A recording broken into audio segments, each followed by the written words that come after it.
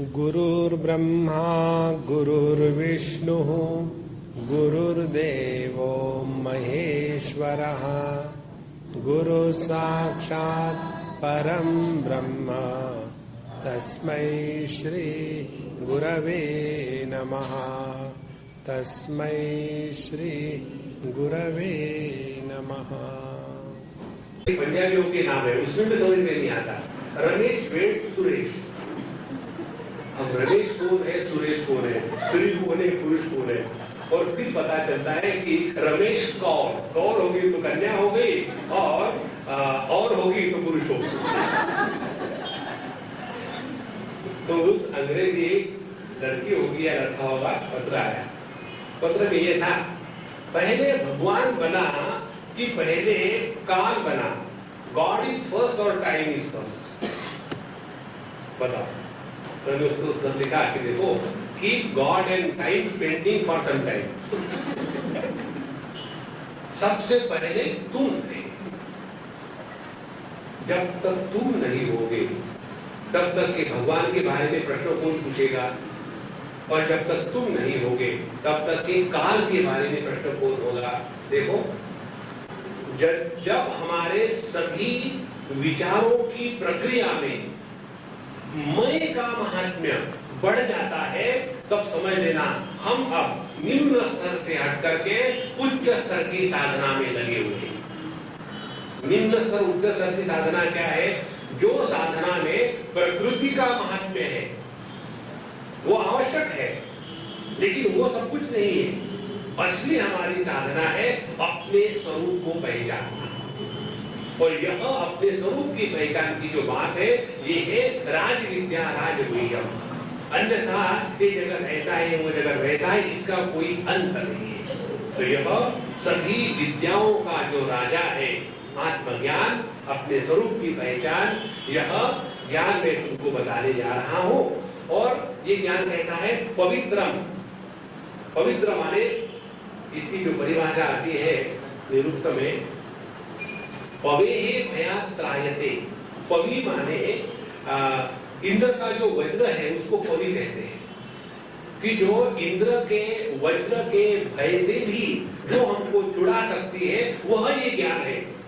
अब देखो, इंद्र का भय, इंद्र के वज्र का भय और हमारे भूकंप का भय, दोनों की क्वालिटी एक ही।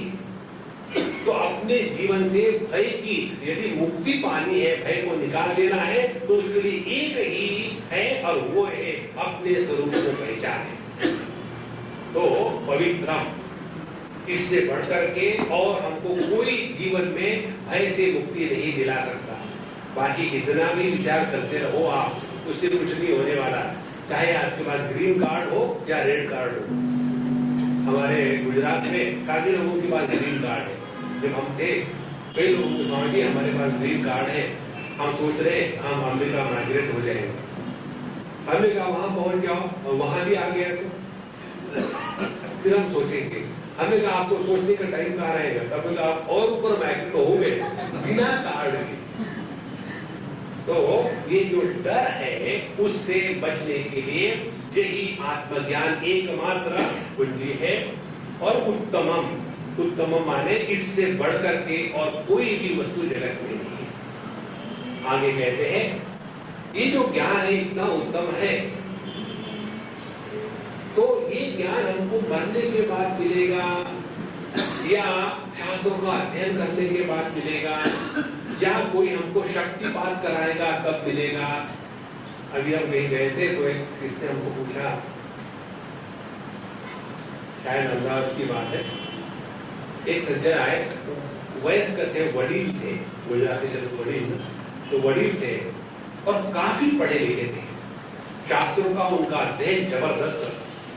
आकर के 1 घंटे हमारे साथ बात किए, और उन्होंने जो जो उपनिषद है, भगवत गीता है, रामायण है, महाभारत है, ऐसे ऐसे कोटेशन दिए हमको। उनका सब सुनकर के एकदम तसल्ली हो गई, आनंद आ गया। सब होने के बाद वो हमको कहते, स्वामी जी सब कुछ हमको मालूम है, लेकिन हमारा मन एक क्षण शांत नहीं रहता, हम तंग आ गए, हम इतने दुखी हैं, क्या करें।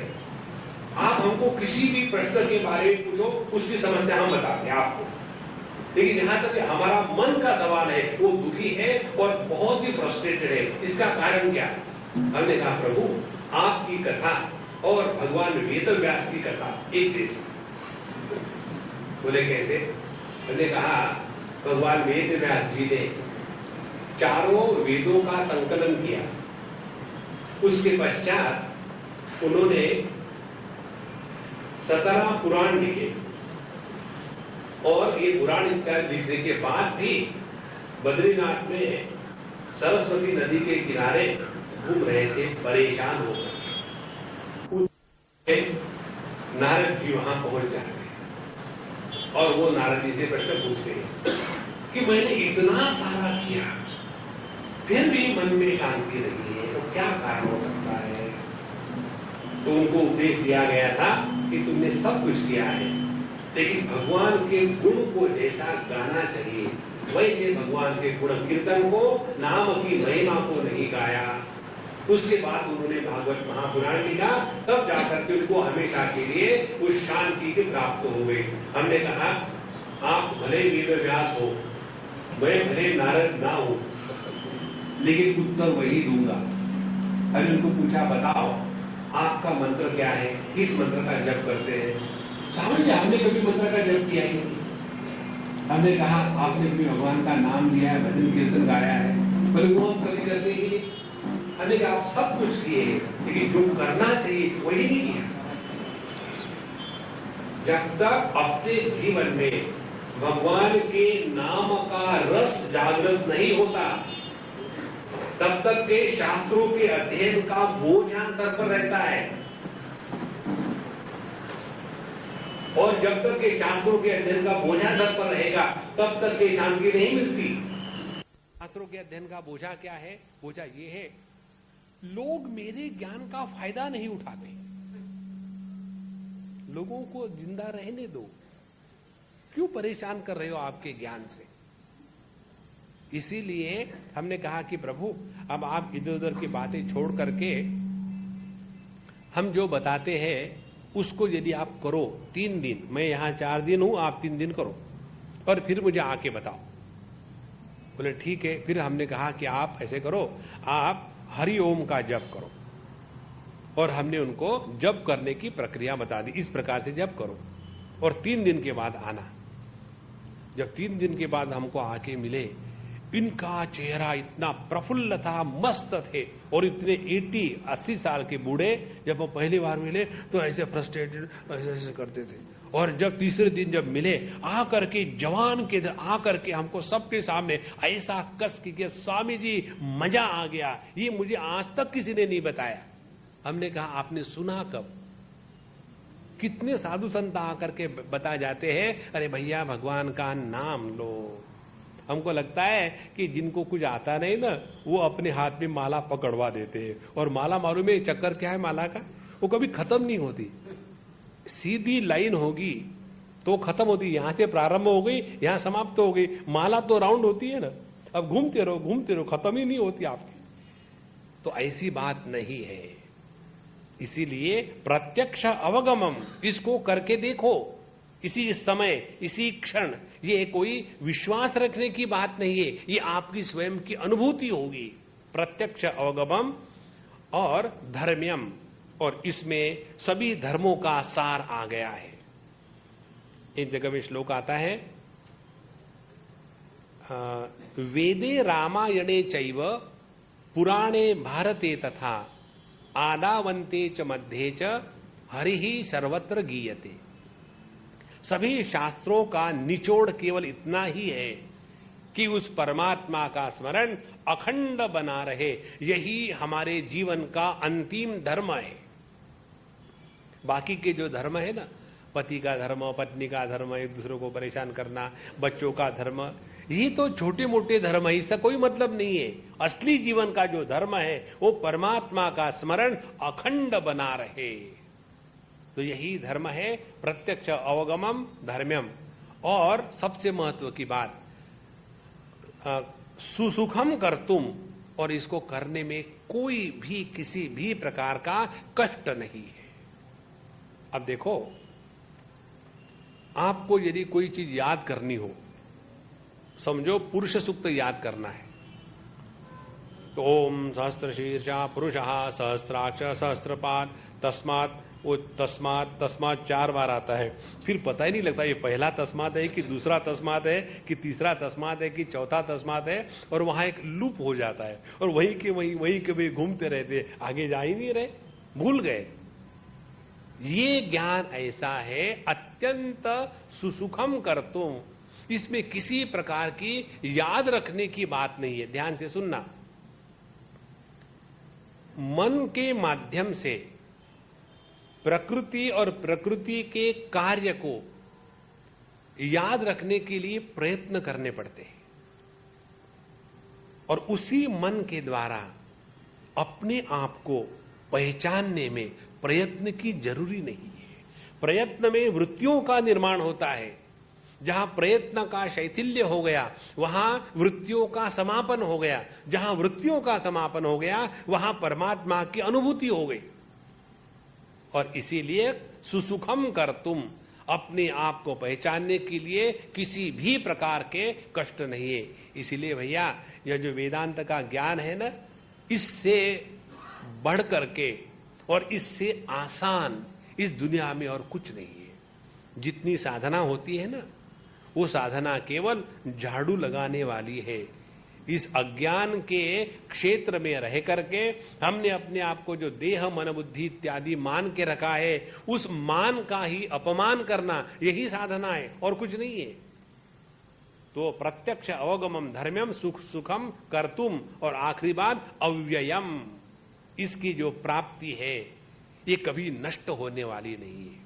बाकी आप कोई भी साधना करो, एक समय ऐसा आता है कि साध्य वस्तु के प्राप्ति के बाद साधना का तिरस्कार हो जाता है, लेकिन ये अपनी जो पहचान की साधना है ये हमेशा ज्यों की त्यों बनी रहती है, इसमें किसी प्रकार की खोट नहीं है। इतना भगवान ने 2 श्लोकों में क्यों बताया? इसको कहते हैं पब्लिसिटी स्टंट। जब बहुत पब्लिसिटी करेंगे ना, तब जाकर के मन में आएगा हाँ भैया इस ज्ञान को एक छटाक दे ही देना। तो इसको कहते हैं अपने हृदय में किसी वस्तु के प्रति महात्म्य बुद्धि जागृत करना। जब तक के हृदय में किसी वस्तु व्यक्ति के प्रति महात्म्य बुद्धि जागृत नहीं होती, तब तक के उसके प्राप्ति की इच्छा नहीं होती मन में। इसलिए भागवत महापुराण के पढ़ने के पहले पद्म पुराण के जो 6 अध्याय है, जिसमें भागवत के महात्म्य को बड़ा विस्तार से बताया है, पहले उसका पाठ होता है। जब तक के हृदय में महात्म्य जागृत नहीं होगा, तब तक के भगवान के प्राप्ति की इच्छा नहीं होती।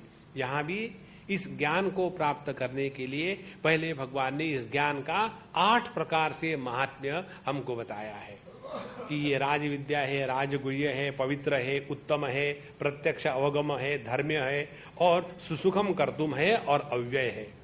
इन सभी बातों के द्वारा इस आत्मज्ञान की, प्रभु के पहचान की निष्ठा, श्रद्धा और इच्छा हमारे मन में भगवान ने जागृत कर दी। और ये होने के पश्चात अब भगवान बताते हैं, जो इसको अपनाएगा उसका भला होगा, जो उसको नहीं अपनाएगा, ऐसा नहीं दिया उसका भी भला, न दिया उसका भी भला, फिर कोई नहीं देगा आपको।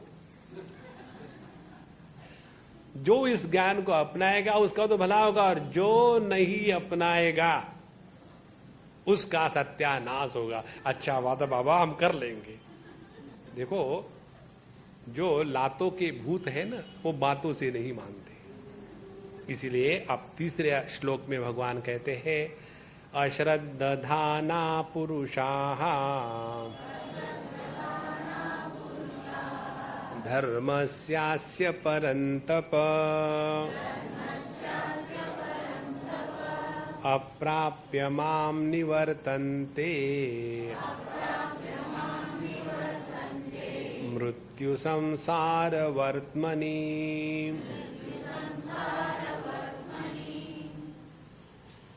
हमारे जीवन में भगवान की कृपा हुई या न हुई कैसा पता चले? भगवान की कृपा होने का लक्षण है हमारे हृदय में श्रद्धा का स्वाभाविक होना। जिसके हृदय में श्रद्धा नहीं है उसको हम कहेंगे भगवान की कृपा से वो वंचित है, और ऐसा ही व्यक्ति को भगवान कहते हैं अश्रद्धाना, जिनके हृदय में श्रद्धा का अभाव है। देखो, पूरे शास्त्रों में, भगवद गीता में श्रद्धा को बहुत महत्व दिया है।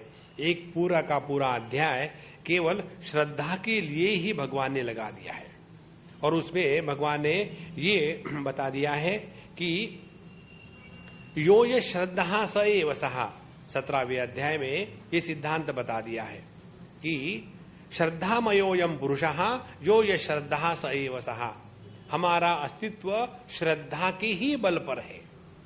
और श्रद्धा किसको कहते हैं? यया सत आधत्ते, जिसके द्वारा सत्य की प्राप्ति होती है उसको श्रद्धा कहते हैं। 4थे अध्याय में भगवान कहते हैं श्रद्धावान लभते ज्ञानम। वहां उन्होंने ये नहीं कहा कि बुद्धिमान लभते ज्ञानम, बुद्धिमान लभते एरोगेंस, ज्ञानम नहीं लभते। तो यह अश्रद्धाना पुरुषाः, तो जिस व्यक्ति के हृदय में श्रद्धा का अभाव है, और ये श्रद्धा का तात्पर्य हमारे भगवान शंकराचार्य बताते हैं बड़े सुंदर पद्धति से। जो शमादि षटक संपत्ति का वर्णन आता है वेदांत के अधिकारी के निर्णय में, उसमें श्रद्धा की परिभाषा भगवान शंकराचार्य बताते हैं कि शास्त्रों में और सद्गुरुओं ने जो बताया है वो किस प्रकार से सत्य है, ऐसे प्रतिपादन को स्वीकार करने की बुद्धि की जो विधेयात्मक क्षमता है उसको कहते हैं श्रद्धा। स्वामी जी आप जरा हिंदी में बताओ ना। मैंने ये सब वाक्य सुन लिया आपके, खड़खड़ पता नहीं क्या बता गए। The positive attitude of the mind to understand what is said by the scriptures and the teacher and how it is correct, this positive attitude is called shraddha. फिर ऐसा हिंदी में बताओ ना, अंग्रेजी में बता दिया पहले। भगवान के शब्द है शास्त्रस्य गुरुवाक्यस्य, शास्त्रों में जो कहा है, सद्गुरुओं ने जो कहा है, शास्त्रस्य गुरुवाक्यस्य सत्य बुद्धिया अवधारणा, उन्होंने जो कहा है वो सत्य है, वो गलत नहीं है। और इस प्रकार से उनके सिद्धांतों को स्वीकार करना, इसको कहते हैं श्रद्धा। और ये श्रद्धा का क्षेत्र कौन सा है? श्रद्धा का क्षेत्र है अज्ञान का क्षेत्र, और हम कहां हैं? हम अज्ञान के क्षेत्र में हैं। इसीलिए जब हम अपने गुरु के पास जाते हैं तो श्रद्धा के बल पर ही जाते हैं, और जब गुरु हमको स्वीकार करते हैं तो वो श्रद्धा के बल पर स्वीकार नहीं करते, वो हमको स्वीकार करते हैं ज्ञान के बल पर, क्योंकि उन्होंने सब पहचान लिया है। इसीलिए अश्रद्धाना पुरुषाः, जिनमें श्रद्धा का अभाव है, ऐसा व्यक्ति अस्य धर्मस्य अप्राप्य माम निवर्तन्ते मृत्यु संसार वर्तमनि। यह जो आत्मज्ञान की बात मैं बताने जा रहा हूं, इसको वो स्वीकार नहीं करते। और जो इस तत्व को, सिद्धांतों को स्वीकार नहीं करेगा, उसको क्या होगा? माम अप्राप्य, वो मुझे कभी प्राप्त हो ही नहीं सकते। भगवान को प्राप्त होने का तात्पर्य है अपने स्वरूप को पहचानना। जिस दिन ये बात समझ में आ जाएगी ना संत महात्माओं, कि परमात्मा की प्राप्ति माने सभी परिच्छिन्नताओं से हमेशा के लिए मुक्ति, तब समझ लेना परमात्मा की प्राप्ति हो गई। कौन सी परिच्छिन्नताएं हैं? पहली परिच्छिन्नता है द्वैत को सत्य के रूप में स्वीकार करना। मैं और तू, ये जो मेरे विरोध में तू खड़ा है, तब तक के हम जीवन में हूं तू करते ही रहेंगे। गुजरातियों में मैं को हूं कहते हैं ना, और तू तो कबड्डी का जो गेम है, हूं तू संसार चलता रहेगा, कभी उसमें से नहीं निकलेंगे। दूसरा जो ये अश्रद्धा के कारण निर्माण होने वाला संसार है और जिसके कारण हम परमात्मा को प्राप्त नहीं होते, दूसरा अर्थ ये है कि हम जब तक अपने आप को परिच्छिन्न स्वीकार करेंगे तब तक के इच्छा और भय ये हमारे जीवन से कभी नष्ट नहीं होंगे। तो क्या भगवान की प्राप्ति खाक हो गई? तीसरी बात, जब तक कि हम भगवान को अपने से दूर समझेंगे तब तक के भगवान से डर डर के रहना पड़ेगा। और इसीलिए परमात्मा के प्राप्ति का तात्पर्य है अपने मैं के स्वरूप को योग्य प्रकार से समझना और पहचानना। दो बातें जिसको वेदांत शास्त्र में कहते हैं ब्रह्मात्मैक्य बोध। ब्रह्मात्मैक्य बोध का अर्थ ऐसा नहीं है एक टेस्ट ट्यूब में ब्रह्म लिया, दूसरे में आत्मा ले लिया, दूसरों को मिला दिया, बोध हो गया वहां, ये इसका अर्थ नहीं है। ब्रह्मात्मैक्य बोध का तात्पर्य है पहले अपने को इस परिच्छिन्नता से हटा ले, जिसको कहते हैं वेदांत की भाषा में यह व्यतिरेक साधना।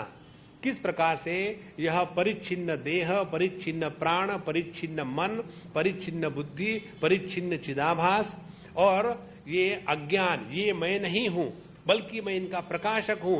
इस प्रकार से जब अपने स्वरूप को पहले पहचान लेना और फिर इस मैं को पहचान लेने के बाद फिर इस मैं के स्वरूप का चिंतन करना, ये मैं का स्वरूप क्या है, तब पता चलता है कि यह जो मैं है ये केवल एक देह का आधार नहीं है बल्कि सभी देहों का एक ही आधार है। इस प्रकार से ब्रह्मात्म के बोध की प्रक्रिया यही है परमात्मा की प्राप्ति।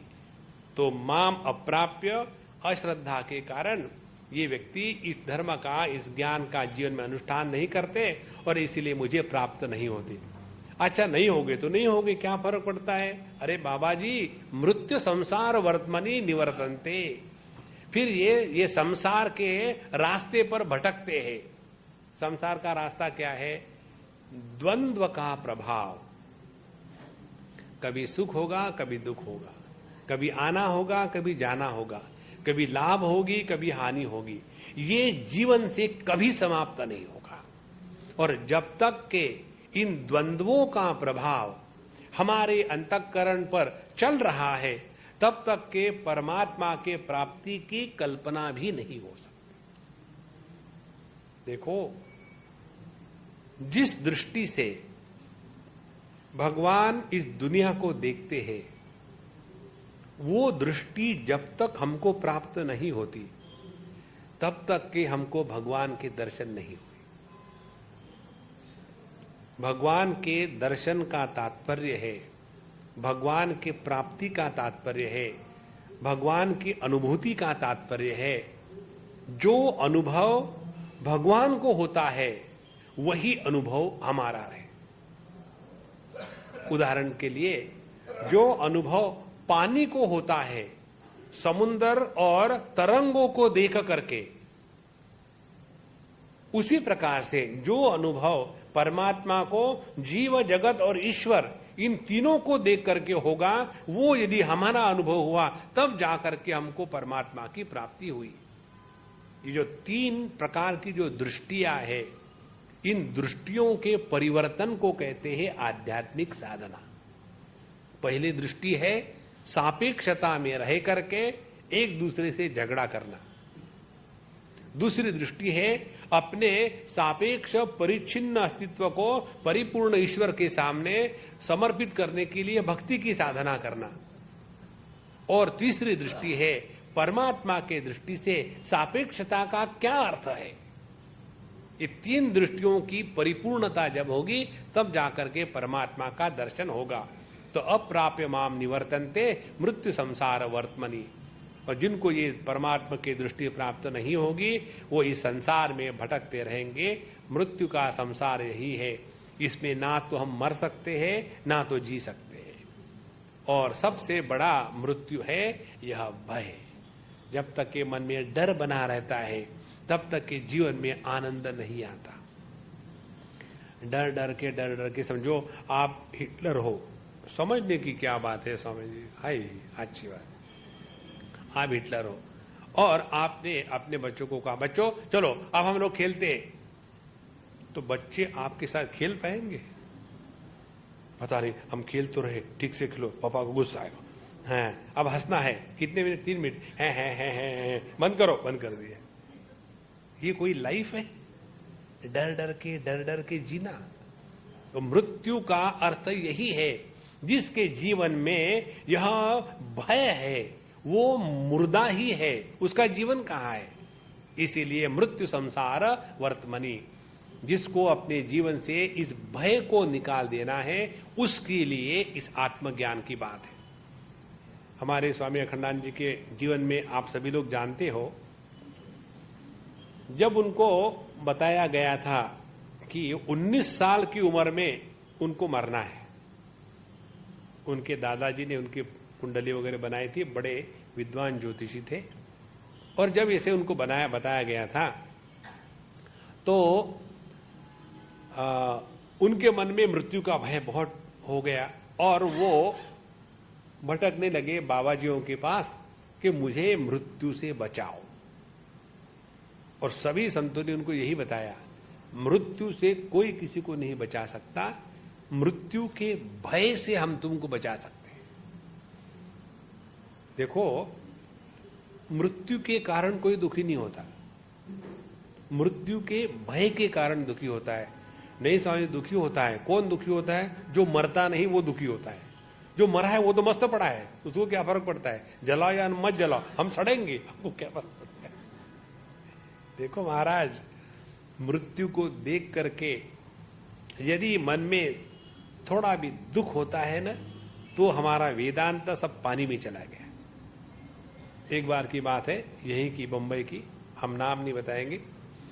हम किसी के घर गए थे, कोई मरा था, बूढ़े थे, 75-80 नॉट आउट, मरना तो ही गए। वहां जाने के बाद बैठे, हमारे साथ दूसरे सज्जन हमको ले गए थे, वो भी बूढ़े थे, और हम उनके साथ गए। उनके मित्र के स्वामी जी, आप कुछ बोलिए। मेरा वो सुनता नहीं, क्या बोलो? तो स्वामी जी, आप यहां मत जोक करो। मैं जोक नहीं, सीरियसली है, वो कहां सुन रहा है? किसके लिए बोलूं? जो सुनता नहीं उसके लिए बोलने से कोई मतलब नहीं, और जो सुनने लायक है वो सुनना नहीं चाहते। क्यों बोलूं मैं? 2 मिनट बैठेंगे, मुंह फुला के चले जाएंगे, और फिर हम 2 मिनट बैठे और वहां से चले। जब वहां से चले तो उन्होंने फिर ड्राइव कर रहे थे, हमको कहते, स्वामी जी हमारे ये मित्र अब चले गए, अब हमको लगता है अब हमारा नंबर आने वाला है। तो हमने कहा काका, हम उनको काका कहते हैं ना, काका। हमने एकदम उनके कॉलर को पकड़ लिया ना, गाड़ी बाजू करो, बाजू गाड़ो। हमने कहा आप कितने दिन से सत्संग कर रहे हो? बोले स्वामी जी हो गया 50-60 साल। हमने कहा सत्यानाश हो गया 50-60 साल का। बोले क्यों? देखो, वेदांत के संस्कार यदि आपके पक्के हैं, ध्यान से सुनना, हम आपको मृत्यु संसार से हटा रहे, लेकिन हम तो नहीं गए ना, अहमदाबाद नहीं जाएंगे। भुज में जाकर के, भुजिया होने के बाद भी जीवन में दुख का क्षण नहीं आना चाहिए, तब जाकर के ज्ञान की निष्ठा है। तो हमने उनको कहा कि प्रभु, जब हमारे अंतःकरण में अपने या किसी के भी मृत्यु का एक भी संकल्प मजाक में भी आता है, तो समझ लेना अपना ज्ञान पानी से धुल गया, कोई मतलब नहीं उस ज्ञान में। जहां मृत्यु की संभावना नहीं है, जहां मृत्यु का पूर्ण अभाव है, इतना सब होते हुए भी मृत्यु का डर बना हुआ है। इसीलिए हमारा उपनिषद कहती है ना कि नायम आत्मा डरपोके न लभ्या, जो डरपोक है उनको परमात्मा का दर्शन नहीं होता। तो उसका कारण क्या है? अश्रद्धाना पुरुषाः।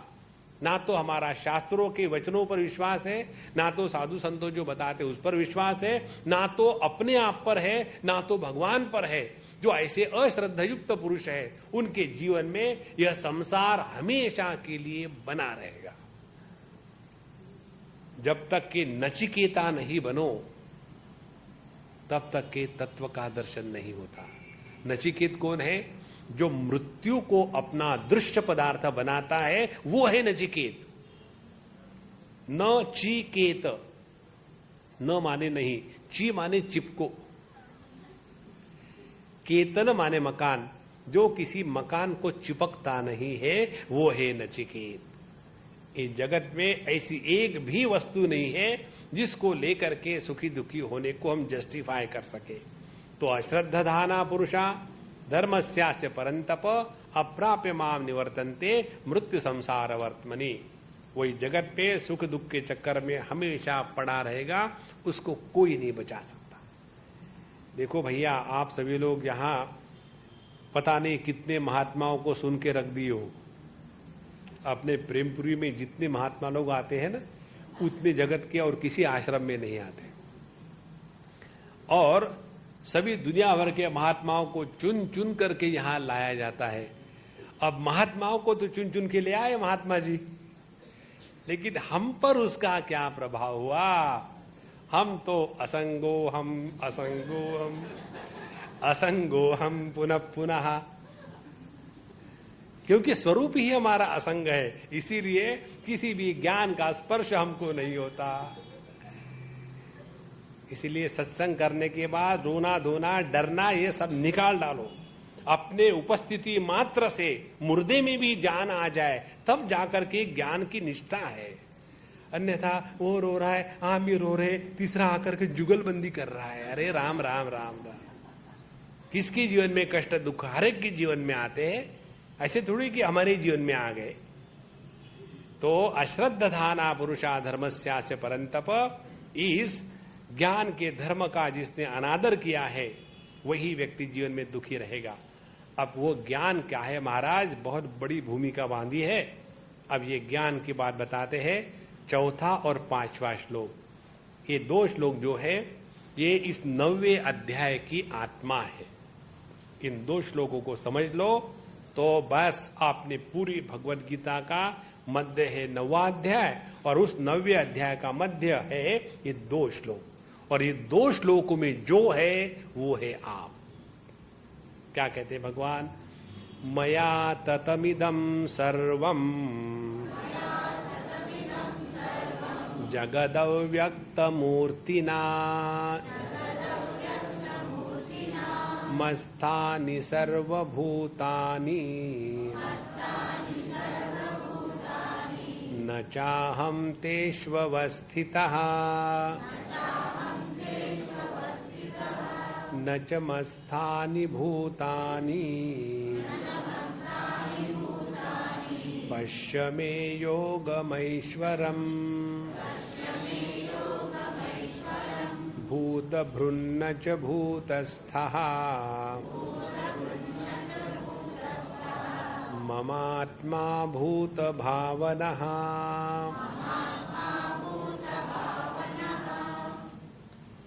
हमारे स्वामी जी कहते थे, जब जब शास्त्रों के प्रतिपादन में विरोधाभास दिखता है तब तब समझ लेना वहां परमात्मा छिपा हुआ है। Wherever you see contradictions, behind the contradictions is hidden the reality. और ये जो दो श्लोक है इसमें जबरदस्त कॉन्ट्रडिक्शन है। एक शब्द को दूसरे शब्द से काट दिया भगवान ने। इन दो श्लोकों को लेकर के मुझे याद है, एक बार मैं कहा बंगाल में था, कहाँ था, तो एक लड़की हमको मिलने आई और हमको कहती, स्वामी जी आप गीता पढ़ाते हैं तो इसलिए मैं आई हूं क्योंकि मैं गीता पर पीएचडी कर रही हूं। तो हमने कहा कितनी गलतियां निकाली? तो बोले स्वामी जी आपको कैसे पता चला? हमने कहा कि हम पूरी गीता को जानते हैं और इसीलिए मालूम है गीता में गलतियों की कुछ है ही नहीं। बोले हाँ स्वामी जी हमें 9वें अध्याय में गलती निकली। हमने कहा यही श्लोक नंबर 4 और 5। स्वामी जी यू रियली नो? मैंने कहा हाँ मैं रियली जानता हूं, मजाक थोड़ी कर रहा हूं। और उन्होंने हमको बताया ये दो श्लोक जो है 9वें अध्याय के, इन दो श्लोकों में इतना विरोधाभास है कि अभी तक जो बढ़िया से बढ़िया बात भगवान कृष्ण कर रहे थे वो तो समझ में आती है, यहां आने के बाद कुछ समझ में नहीं आता, इसीलिए वो गलत है। देखो माने हम अपने अज्ञान के शक्ति को लेकर के ज्ञान का तिरस्कार कर रहे हैं। तो हमने कहा कि आपको गलती क्या समझ में आ गई इसमें? बोले देखो गलती कैसी है। कहते हैं कि मया ततमिदम सर्वम जगदव्यक्त मूर्तिना, ये पूरा का पूरा जगत, जगत क्या है? नाम रूप का विस्तार है। यह परिवर्तनशील जगत है। यह जो नाम रूप का परिवर्तनशील जगत है मेरे द्वारा व्याप्त है। और मैं कौन हूं? मेरा ना कोई मूर्ति है, ना कोई नाम है, ना कोई आकार है। हो गया कि नहीं कॉन्ट्रडिक्शन? देखो, बोले जिसका कोई नाम नहीं, रूप नहीं, वो सभी को कैसे आधार दे सकता है? इसीलिए गलत है। हमने कहा कि देखो, हम लोग एक दृष्टांत से देखेंगे, फिर आप देखो समझ में आता है क्या।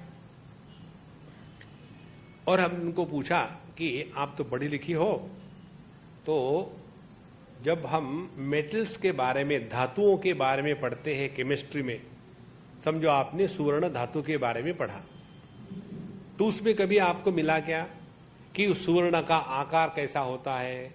नहीं। आपने सब पढ़ा होगा, उसकी स्पेसिफिक ग्रेविटी कितनी है, टेंसाइल पावर कितनी है, कंडक्टिविटी कितनी है, सब पढ़ा होगा। लेकिन ये कभी नहीं पढ़ा होगा कि सुवर्ण का आकार ऐसा होता है। बोले हाँ, ये तो हमको कभी स्ट्राइक ही नहीं हुआ। हमने ठीक है, आपने हो गया स्ट्राइक? बोले हाँ हो गया। सुवर्ण का अपना कोई आकार नहीं, इसीलिए वो सभी आभूषणों के आकार को आधार देता है। हो गया ना? ना हो गया। अब देखो ये वाक्य ठीक है नहीं? सुवर्ण कहता है कि सभी आभूषणों के नाम रूप का आधार मैं, मेरा ना तो कोई नाम है, ना तो कोई रूप है। कहां गलती आ गई? Swami ji, you talk sense, it looks like. हाँ, ऐसे लग रहा कि ठीक ही है। तो मया अव्यक्त मूर्ति ना, मैं जो किसी भी प्रकार के मूर्ति के रूप में अभी अभिव्यक्त नहीं हुआ, अव्यक्त मूर्ति ना, इदम जगत ततम, यह संपूर्ण जगत, ततम माने व्याप्तम, यह संपूर्ण जगत व्याप्त है। पहला वाक्य। दूसरा वाक्य, मस्थानी सर्वभूतानि, सभी के सभी भूत मात्र मुझ में है। मस्थानी सर्वभूतानि न च अहम तेषु अवस्थिता, लेकिन मैं उनमें नहीं हूं। अब फिर कॉन्ट्रडिक्शन आ गया, सब मुझ में है लेकिन मैं उनमें नहीं हूं। दूसरा कॉन्ट्रडिक्शन। तीसरी बात, असल में बताऊं क्या है? न च मस्थानि भूतानि, मुझ में भूत भीत कुछ नहीं है। न च मस्थानि भूतानि। और जब ये तीन कॉन्ट्रडिक्शन हो गए, उसके बाद भगवान कहते आ गया न मजा। पश्चिमी योगम ऐश्वरम, यही तो हमारी माया है, यही हमारा सामर्थ्य है, यही हमारा ऐश्वर्य है, यही हमारा योग है। ये दो शब्द भगवान के समझने जैसे है। इसका विस्तार भगवान 10वें अध्याय में करेंगे। वहां भगवान बताते हैं कि एताम विभूतिम योगम च मम यो वेत्ति तत्वतः सह अविकंपेन योगेन युज्यते नात्र संशयः। जो मेरे योग और विभूति को तत्वतः जानता है, वही अविकंप योग से युक्त होता है, माने फिर वो डरता नहीं जीवन में। तो ये दो बातें हैं, योग की स्थिति और ऐश्वर्य की स्थिति। योग और ऐश्वर्य दोनों प्रकार से जब परमात्मा को हम जानते हैं, तब परमात्मा को पूरा जाना है। योग और ऐश्वर्य क्या है? जैसे समझो हम किसी के घर चले गए, हमको कुत्ते बिल्कुल पसंद नहीं, कुत्ते नहीं, सॉरी, डॉग्स, क्योंकि कुत्तों को कुत्ता कहना अपमानित होता है ना, तो हमको डॉग्स में बिल्कुल मजा नहीं आता। मजा लेना तो गॉड्स में लो, डॉग्स में क्या लेना है? स्पेलिंग उल्टा पढ़ते। तो किसी के घर चले जाओ, उनका जो डॉग है वो एकदम आपके पास आएगा, उसको यदि आप तिरस्कृत करो तो उस आदमी को अच्छा नहीं लगता। क्यों? कि मैं यदि योग हूं तो ये मेरी विभूति है। और आपको आपका कुछ काम निकालना हो ना, या किसी से पहचान करानी हो, कहीं नए शहर में चले गए हो, घूमने जाते हो, अब कोई पहचान का नहीं, ये मैं टेक्निक आपको इसलिए बता रहा हूं कि काम आएगी कभी, क्योंकि ये भी एक शास्त्र है। और जाकर के समझो कोई घूमने जा रहे हैं, कुत्ते की तारीफ करो, what a lovely doggy, don't say what a lovely कुत्ता, गुस्सा करेंगे, शब्द का ठीक से प्रयोग करना है। What a lovely doggy, looks to be thoroughbred. बस 2-3 शब्द कहो, उसके बाद देखो आपके लिए पूरा उनका घर उपलब्ध होगा। You can come any time और जो मर्जी है खाओ। क्योंकि मैंने कुत्ते की तारीफ करी आपने। अब देखो, एक कुत्ते की तारीफ करने से उसका मालिक या मालकिन इतनी खुश हो जाती है। ये संपूर्ण विश्व परमात्मा की विभूति है। यदि इस पूर्ण विश्व में उसी भावना से रहे तो भगवान कितने खुश होंगे। भगवान की खुशी मालूम है क्या है? अपने हृदय से दुख हमेशा के लिए मिट जाता है। यही है भैया इस कॉन्ट्राडिक्शन के पीछे छिपे हुए कन्हैया लाल। और भूत भृन्न च भूतस्था ममात्मा भूत भावना। तो हालांकि मैं सबका निर्माण करने वाला हूं, सबका पालन पोषण करने वाला हूं, लेकिन फिर भी इन किसी के भी द्वारा मैं ना तो परावलंबित हूं ना तो प्रभावित होता हूं। अब इसको हम विस्तार से समझेंगे। अभी तक हमने केवल ऊपर ऊपर से बताया। ये तो भगवान के दृष्टि से हम पढ़ रहे हैं। मया ततमिदम सर्वम जगद अव्यक्त मूर्तिना। ये संपूर्ण जगत मैं जो अव्यक्त मूर्ति हूं। अव्यक्त मूर्ति माने जो मूर्ति के द्वारा मूर्तिमान होने के बाद भी मूर्ति में बंधा नहीं रहता, वो है अव्यक्त मूर्ति।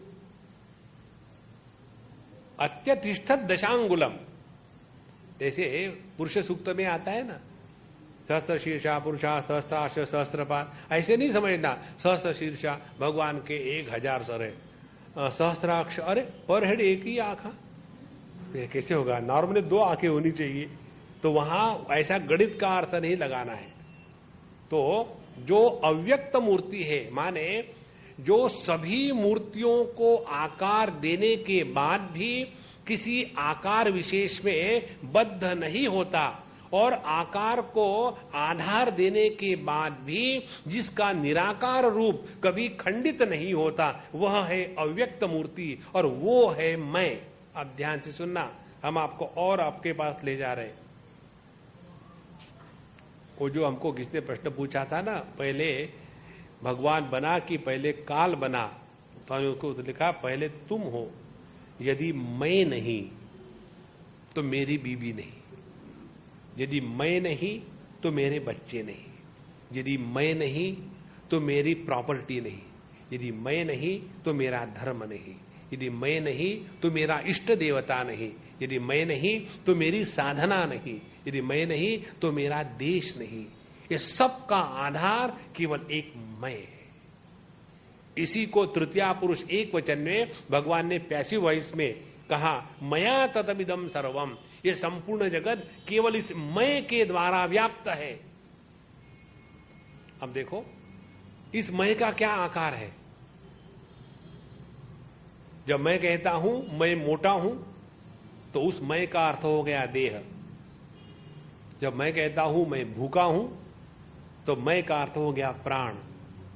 जब मैं कहता हूं मैं दुखी हूं तो मैं का अर्थ हो गया मन। जब मैं कहता हूं मैं इंटेलिजेंट हूं तो मैं का अर्थ हो गया बुद्धि। जब मैं कहता हूं मैं अज्ञानी हूं तो मैं का अर्थ हो गया अज्ञान। लेकिन ये मैं का असली स्वरूप क्या है? जो सबके साथ रहता है वो किसी का नहीं होता। ये बाबा जी लोग होते हैं ना। एक बार हम इलाहाबाद में कहीं थे और वहां हम किसी के घर गए थे खाने के लिए। तो उन्होंने कहा कि स्वामी जी आप यहां आ गए, अब हम आपको नहीं जाने देंगे। हमने कहा ठीक है मत जाने दो, परेशान हो जाओगे, अपने आप भेज दोगे। तो उनके घर में एक बूढ़ी औरत थी। उन्होंने कहा कि देखो ये बाबा जी लोग जो होते हैं ना, जिन्होंने अपने माँ बाप को बिल्कुल निर्दयता से छोड़ के निकल गए, वो किसी के पकड़ में नहीं आ सकते और इसीलिए वो सबसे प्रेम कर सकते। ध्यान से सुनना, जो किसी एक विशेष को पकड़ के रखता है, वो सबके साथ समानता का व्यवहार हो ही नहीं सकता। इसीलिए जो मय है, इस मय का ना तो कोई आकार है, ना तो कोई विकार है, ना तो कोई प्रकार है, ना तो कोई संस्कार है। इसीलिए ये बेकार है। इस मय के द्वारा ही संपूर्ण विश्व व्याप्त है। मया ततमिदम सर्वम जगद अव्यक्त मूर्तिना। इसीलिए जागृत अवस्था का त्याग करने के बाद, माने जब मैं इस स्थूल देह के साथ तादात्म्य छोड़ देता है, तो स्थूल जगत और यह स्थूल देह और उसके संदर्भ में निर्माण होने वाले सुख दुख ये समाप्त तो हो जाते हैं, लेकिन मैं ज्यों का त्यों रहता है। फिर वही मैं सूक्ष्म देह के साथ तादात्म्य करके वहां अपने सपने की दुनिया बनाता है। वो भी जब मिट गया फिर भी मैं ज्यों का त्यों है। तो ये जो मैं है, इदम सर्वम जगत, ये संपूर्ण जगत माने क्या? जागृत स्वप्न सुषुप्ति, इन तीनों अनुभूतियों को व्याप्त होने के बाद भी जो ना तो कभी जगता है, ना तो कभी सोता है, ना तो कभी सपना देखता है, इस मैं ने ये संपूर्ण विश्व को व्याप्त करके रखा है। वो अपनी असलियत है। देखो, एकाध बार तो भगवान के साथ खड़ा होकर के विचार करें। हमने भगवान आप हो सकते कि मया भगवान ततमिदम सर्व, अपन तो भाई यही ठीक है चिंच पोकली में। आपने बंबई के कुछ कुछ नाम ऐसे विचित्र है, चिंच पोकली, बोरीवली, डोंबिवली, कांदीवली, टेरीवली, भंडू, चेंबूर, एक भी नाम में कोई आनंद नहीं है। नारायण नाम ही तो है, उसमें क्या करना है। अच्छा, मया तथमिदम सर्वम जगद अव्यक्त मूर्तिना, यह जो मैं है इसका कोई मूर्ति नहीं, आकार नहीं। इसीलिए इस मैं के तरफ यदि हमारा ध्यान गया तो मोक्ष से अशुभात, भगवान के शब्द है। अशुभ का कारण क्या है? हमने अपने स्वरूप को भूल करके केवल प्रकृति के साथ दोस्ती कर ली और विकृतियों को अपना मानने लग गए। प्रकृति का धर्म है विकृति और मय का धर्म है अविकृति। उसमें किसी प्रकार की विकृति नहीं है। तो जो अविकृत है उसने विकृति के साथ अपने आप को तादात्म्य करके संसार को निर्माण किया है। असल में संसार नाम की कोई ठोस वस्तु हो तब न। मया ततमिदम सर्वम जगद अव्यक्त मूर्तिना। तो जैसे सभी समुंदर, सभी पानी की लहरें, सभी बूंद, सभी के सभी उस निराकार पानी ने व्याप्त किए हैं, उसी प्रकार से मया ततमिदम सर्वम जगद अव्यक्त मूर्तिना। जगत का तात्पर्य है जो नित्य परिवर्तनशील है उसको जगत कहते हैं। गच्छति इति जगत, जो नित्य परिवर्तनशील है उसको जगत कहते हैं। अब देखो, मैं अव्यक्त मूर्ति जो परिवर्तनशील नहीं है, नित्य है, उसने सभी परिवर्तनों को आधार दिया है, व्याप्त किया है। अब जैसे जब हम अपने गहनों को गला करके दूसरे आभूषण बनाते हैं तो उसमें नष्ट होता है केवल नाम रूप, लेकिन सुवर्ण नष्ट नहीं होता। उसी प्रकार से इस जगत को जो नाम रूपात्मक है और जो प्रकृति के रूप का है, इसमें तो हमेशा बदल आते ही रहेगा, लेकिन मैं को आज तक कभी भी किसी भी परिवर्तन का अनुभव नहीं आया कि मैं बदल गया हूं। और यही एक चक्कर है। कौन सा चक्कर है? इसी चक्कर के कारण बुढ़ाऊ लोग कहते हैं कि I may be looking old but Swami ji I am young. यदि आई एम यंग ये बात सत्य है तो लुकिंग बुढ़ाऊ ये विचार आया क्यों? इसीलिए आया कि देह के साथ तादात्म्य करके अपने स्वरूप की बात कर रहे हैं। इसलिए इसीलिए मया ततमिदम सर्वम जगद अव्यक्त मूर्तिना, सभी परिवर्तनों का आधार जो मैं है वो मैं हमेशा अव्यक्त मूर्ति है, उसमें किसी भी प्रकार की व्यक्ति और परिच्छेद नहीं है। आगे मस्थानी सर्वभूतानि, सभी के सभी भूत मात्र माने भूमिरापो नलो वायु खम मनो बुद्धिरेव च अहंकार इति यम्मे भिन्ना प्रकृति रष्टदा अपरा तु यह अन्या विद्धि में प्रकृतिम पराम, मेरी अपरा और परा प्रकृति ये सभी के सभी मुझ में है, लेकिन मैं उनमें नहीं हूं। इसका तात्पर्य क्या है? इसका तात्पर्य है कि सभी की सभी प्रकृति मुझ में है, मैं उसमें नहीं हूं, माने प्रकृति मुझ पर अवलंबित है, मैं प्रकृति पर अवलंबित नहीं हूं। अब इसका और जो सूक्ष्म अर्थ है, इसके जो भिन्न भिन्न पहलू है, सिनेमा समाप्त हो गया, उसको हम कल देखेंगे। ओम पूर्णमदः पूर्णमिदं पूर्णात् पूर्णमुदच्यते पूर्णस्य पूर्णमादाय पूर्णमेवावशिष्यते। ओम शांति शांति शांतिः। हरिः ओम। श्री गुरुभ्यो नमः। हरिः ओम।